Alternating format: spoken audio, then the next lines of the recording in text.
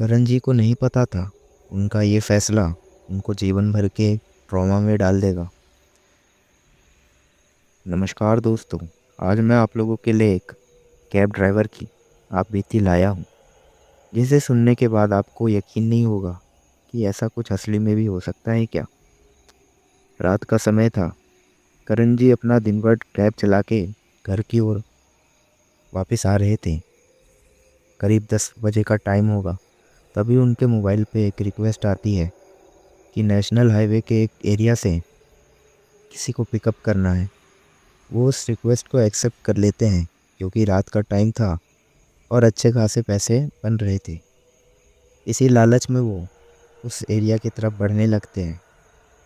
उन लालच में से एक लालच ये भी था कि जो ड्रॉप लोकेशन थी वो उनके घर के बस कुछ किलोमीटर पीछे ही थी, और टोटल एरिया जो कवर करना था उन्हें वो केवल 4 से 5 किलोमीटर का था। जिस कारणवश वो इस इस रिक्वेस्ट को एक्सेप्ट कर लेते हैं और चल पड़ते हैं। करण जी जब वहाँ पर पहुँचते हैं तो देखते हैं एक लड़का जिसने चश्मा पहना है और बड़ा ही स्मार्ट सा दिख रहा था। उसकी उम्र ज़्यादा तो नहीं लग रही थी, लगभग 21 से 23 वर्ष का वो लग रहा था, और उसके बगल में एक सूटकेस भी था। करण जी वहाँ जाते हैं और उससे पूछते हैं, क्या तुम्ही ने कैब बुक करी थी? वो कहता है, हाँ मैंने ही कैब बुक करी थी। करण जी उसको बैठने का इशारा कर देते हैं कि आओ गाड़ी में बैठ जाओ। और वो लड़का कहता है कि मेरा ये सूटकेस बहुत भारी है, क्या आप मेरी मदद कर सकते हैं इसको डिक्की में डालने में? तो जैसे ही करण जी मदद करने के लिए वो उतरते हैं अपनी गाड़ी से, वो देखते हैं कि हल्का सा आगे, रोड के हल्के से आगे एक गहरी खाई थी, जो कि लगभग 35 से 50 फीट की होगी। वो थोड़ा उसे देख के डर जाते हैं और वो पूछते हैं कि तुम इस बीच रोड पे इस खाई के पास क्यों खड़े हो? तो वो लड़का कहता है कि मैं यहाँ बस से आ रहा था और मेरा स्टॉप आखिरी था। बस में कोई नहीं था मेरे अलावा। तो बस में कुछ तकनीकी दिक्कत आने के कारण वो लोग मेरे को यहीं पे उतार के बस वापस ले लेते हैं और कहते हैं कि यहाँ से तुम अपना कैब से ट्रैवल कर लो। इसीलिए मैं यहाँ रुक के इतनी रात को एक कैब बुक करता हूँ। तो करण जी कहते हैं, अच्छा कोई बात नहीं, चलो सामान को डिक्की में डालने में मेरी मदद करो। तो जब दोनों मिलके वो सूटकेस उठाते हैं तो करण जी को लगता है कि वो सूटकेस बहुत ही भारी है, क्योंकि वो दोनों से भी नहीं उठ रहा था। लगभग उसमें 90 से 95 किलो का वजन उन्हें महसूस हो रहा था। वो उस लड़के से पूछते हैं कि इसमें तुमने क्या भर रखा है, इतना भारी क्यों है? तो वो लड़का कहता है कि मेरे कॉलेज में अभी छुट्टी चल रही है और मैं अभी हॉस्टल से घर आया हूँ और इसमें किताबें लेके आया हूँ ताकि मैं घर पे पढ़ाई कर सकूँ। इसमें इतनी भारी किताबें हैं। करण जी उसकी बात मान तो लेते हैं, पर उन्हें शक था कि इतनी भारी किताबें कौन लेके आता है। पर आजकल के युग आजकल के ज़माने का उन सोच के चलते हैं कि हो सकता है पढ़ाई का बोझ ज़्यादा होने के कारण उसे इतनी भारी किताबें लानी हो। तो वो गाड़ी में बैठ के अपनी मंजिल की तरफ चल पड़ते हैं। तो वो नेशनल हाईवे 33, जो कि अपने खौफनाक और भूतिया घटनाओं के कारण प्रसिद्ध था, उसी हाईवे से वो ट्रैवल कर रहे थे। करण जी को कैब चलाते हुए लगभग 5 साल हो चले थे। उन्हें आज तक इस हाईवे पे कोई ऐसी घटनाओं का सामना नहीं करना पड़ा। पर आज कुछ अलग बात थी। आज उनके कैब में एक तो ऐसी ठंड थी कि पूछिए मत। वो काँप रहे थे कैब चलाने वक्त। महीना जो था मई या जून का होगा, और इस समय इतनी ठंड लगना कोई आम बात नहीं थी। ऊपर से उन्होंने गाड़ी में कोई एसी भी नहीं लगवा रखा था, जिससे वो और शक करने लगते हैं। करण जी को लगता है कि दिन भर के थकान और प्रेशर ने उनकी तबीयत खराब कर दी है, इस कारणवश उनको ठंड लग रही है। तो वो अपना गाड़ी चलाने पे ध्यान देने लगते हैं।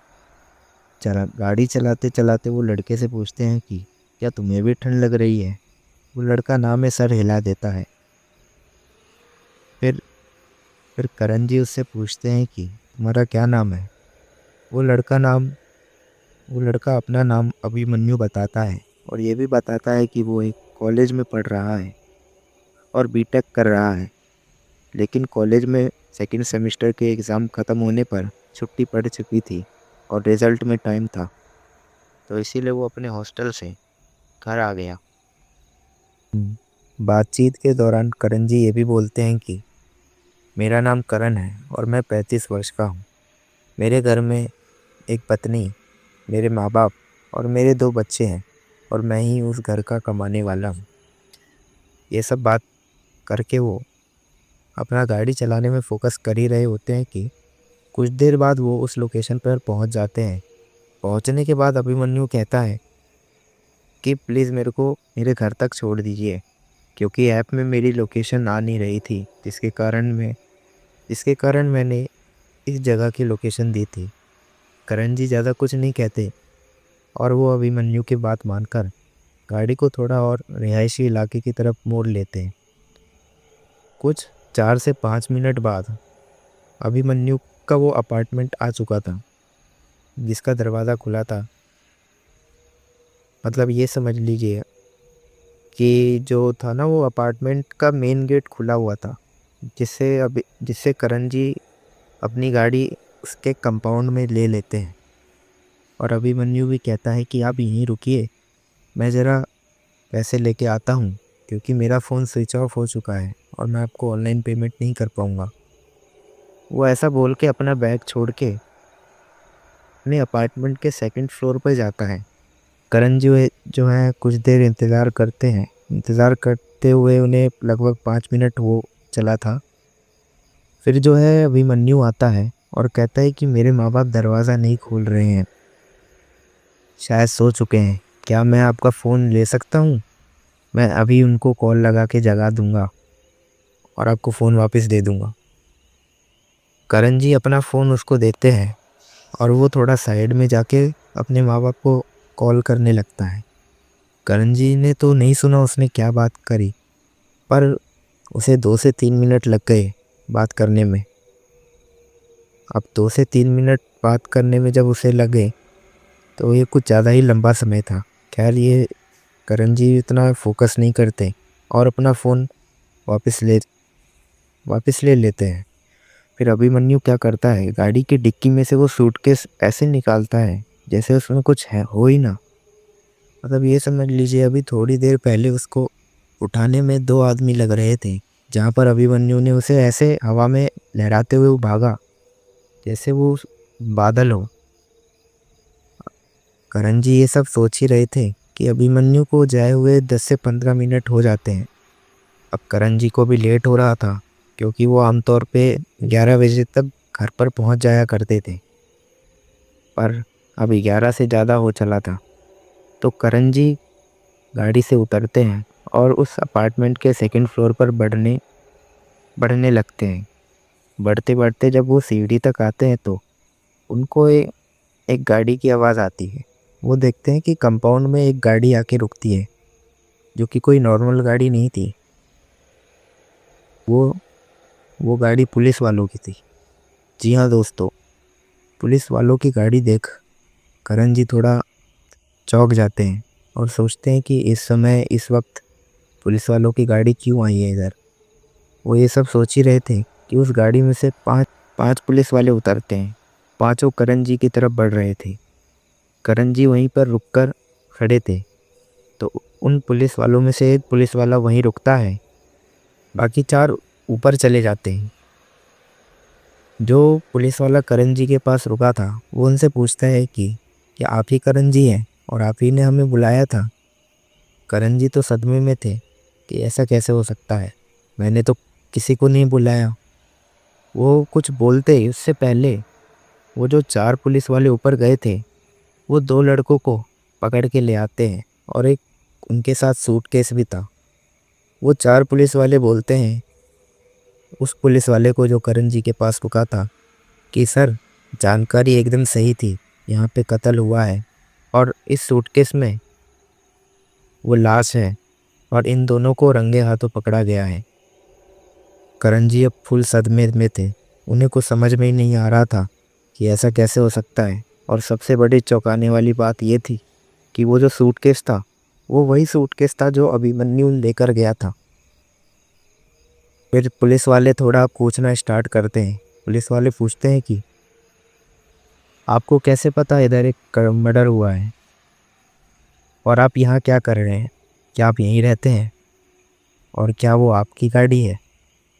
फिर करण जी उनको बताते हैं कि मैं एक कैब ड्राइवर हूँ और मेरे को अभिमन्यु नाम के लड़के ने कैब बुक करके यहाँ तक ड्रॉप करने को बोला था। वो अभी पैसे लेने ऊपर गया था और ये सूटकेस उसी का है। अभिमन्यु का नाम सुन के वो जो दो आरोपी, वो जो दो लड़के पकड़े गए थे, वो थोड़े घबरा जाते हैं।